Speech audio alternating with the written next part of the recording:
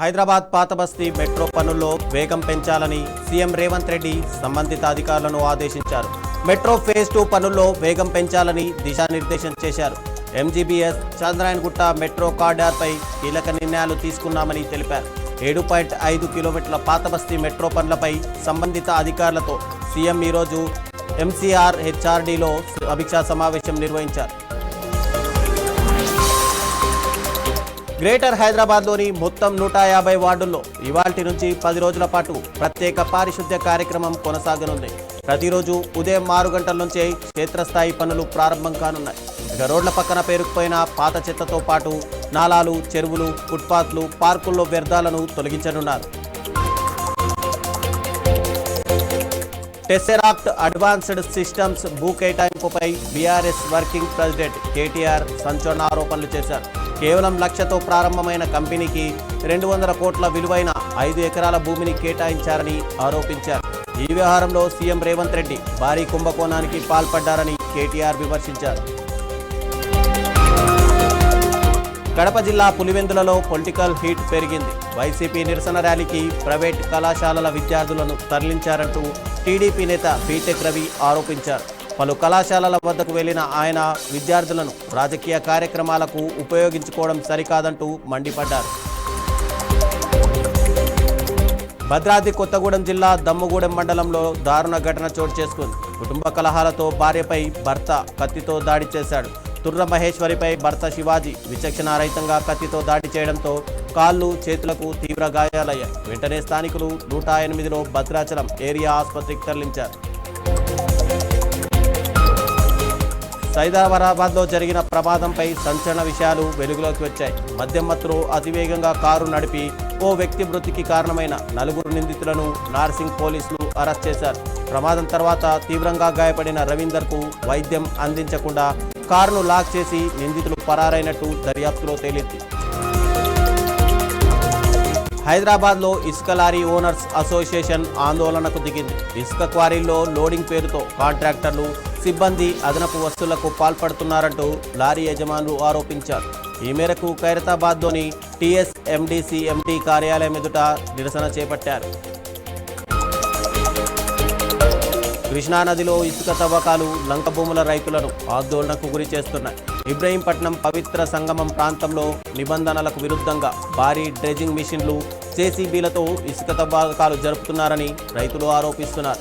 ఇసుక తవ్వకాల కారణంగా కృష్ణానది ఒడ్డున ఉన్న లంక భూములు కోతకు గురై వ్యవసాయ భూములు కొట్టుకుపోయే ప్రమాదం ఉందని ఆవేదన వ్యక్తం చేస్తున్నారు. తిరుపతిలో వైసీపీపై తుడా చైర్మన్ దివాకర్ రెడ్డి తీవ్రస్థాయిలో మండిపడ్డారు. డీఎస్సీని అడ్డుకునేందుకు వైసీపీ కుట్రలు చేస్తోందని ఆరోపించారు. ఓటుల్లో కేసులు వేయిస్తూ ఎంపికైన అభ్యర్థులకు అన్యాయం చేస్తోందని విమర్శించారు. డీఎస్సీ పేరుతో ప్రజల్లో అలజడి సృష్టిస్తున్నారని అన్నారు. భూపాలపల్లిలో సాగునీటి కోసం రైతుల పక్షాన బీఆర్ఎస్ ఆందోళనకు దిగింది. చలివాగు ప్రాజెక్టు నుంచి పంటలకు వెంటనే నీటిని విడుదల చేయాలని డిమాండ్ చేస్తూ చెన్నాపూర్ క్రాస్ వద్ద భారీ ధర్నా చేపట్టింది. ఆందోళనలలో పాల్గొన్న మాజీ ఎమ్మెల్యే గండ్ర వెంకటరమణారెడ్డి రైతులు నాట్లు వేసి రోజులు గడుస్తున్నా సాగునీరు అందడం లేదని ప్రభుత్వంపై మండిపడ్డారు. పాలకొల్లులో ఆక్వా రైతుల కృతజ్ఞత మహాసభలో మంత్రి గొట్టిపాటి రవికుమార్ కీలక వ్యాఖ్యలు చేశారు. ఆక్వా రైతుల సంక్షేమానికి కూటమి ప్రభుత్వం కట్టుబడి ఉందని స్పష్టం చేశారు. ఆక్వా రైతులందరికీ విద్యుత్ రాయితీ అమలు చేస్తూ ప్రభుత్వం నిర్ణయం తీసుకుందని తెలిపారు. రైతుల సమక్షంలో విద్యుత్ రాయితీ జీవో విడుదల ఆనందంగా ఉందన్నారు. ఎన్టీఆర్ జిల్లా మైలవరంలో లంచం తీసుకుంటూ ఓ సీజీఎస్టీ సూపరింటెండెంట్ పట్టుబడ్డాడు. చంద్రగూడెం తపస్వి రైస్ మిల్లు నిర్వాహకుడి నుంచి 1,50,000 లంచం డిమాండ్ చేసినట్టు ఆరోపణలు ఉన్నాయి. ఇందులో భాగంగా 50,000 లంచం తీసుకుంటుండగా విజయవాడ సీజీఎస్టీ కార్యాలయం వద్ద అధికారి పట్టుబడినట్టు తెలుస్తోంది. కడప జిల్లా గోపవరం మండలం గోపవరం రెవెన్యూ విలేజ్లో ప్రభుత్వ భూముల్లో అక్రమ నిర్మాణాలు వెలుగులోకి వచ్చాయి. 1848, 1852 సర్వే నెంబర్లలో ఉన్న ప్రభుత్వ హెచ్చరికల బోర్డులను తొలగించి యథేచ్ఛగా నిర్మాణాలు చేపడుతున్నారంటూ స్థానికులు ఆరోపిస్తున్నారు. హెచ్చరికలు ఉన్న రెవెన్యూ అధికారులు పట్టించుకోవడం లేదని ఆగ్రహం వ్యక్తం చేస్తున్నారు. కర్నూలు ప్రభుత్వ ఆసుపత్రిలో తల్లి బిడ్డల కోసం 27 ఎక్స్ప్రెస్ వాహనాలు అందుబాటులోకి వచ్చాయి. ఈ వాహనాలను మంత్రి టీజీ భరత్ ప్రారంభించారు. తల్లి బిడ్డల ఆరోగ్య రక్షణకు ప్రభుత్వం ప్రత్యేక ప్రాధాన్యత ఇస్తుందని మంత్రి తెలిపారు.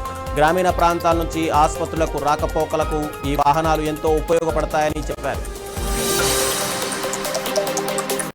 సికింద్రాబాద్ శ్రీ ఉజ్జయిని మహంకాళి ఆలయంలో జోగినీల మారుబోనం అంగరంగ వైభవంగా జరిగింది.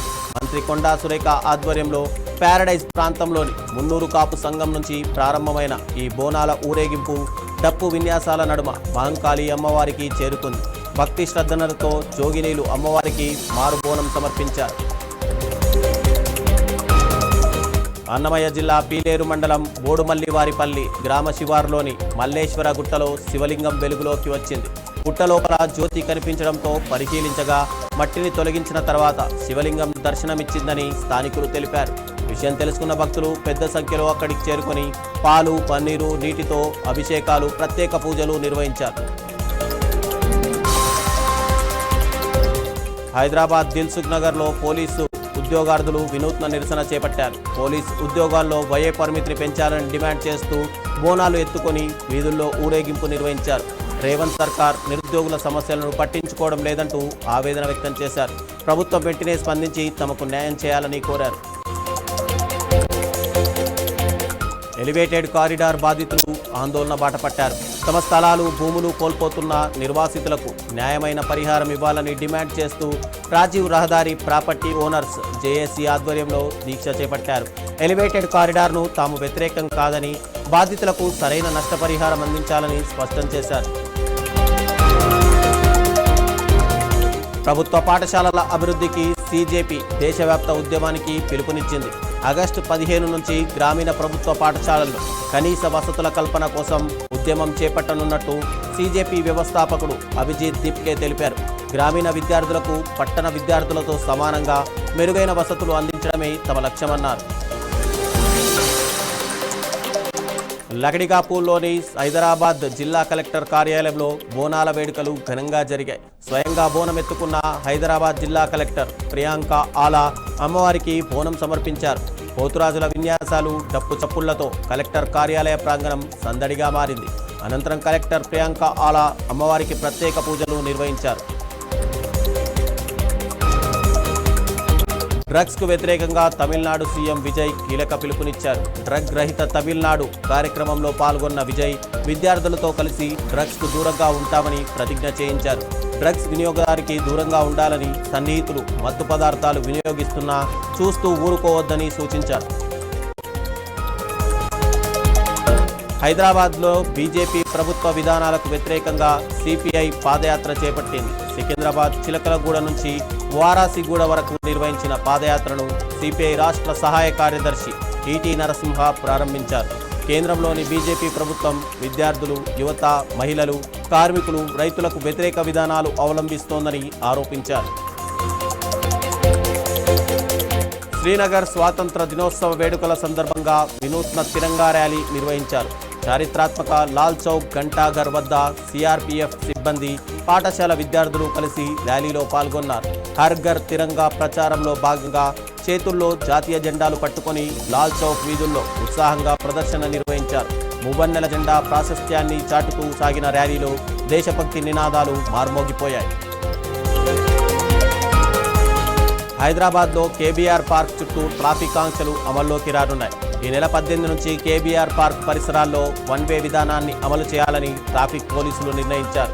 అండర్ పాస్లు, ఫ్లైఓవర్ల నిర్మాణాలు పూర్తయ్యే వరకు ఈ నిబంధనలు కొనసాగుతాయని తెలిపారు.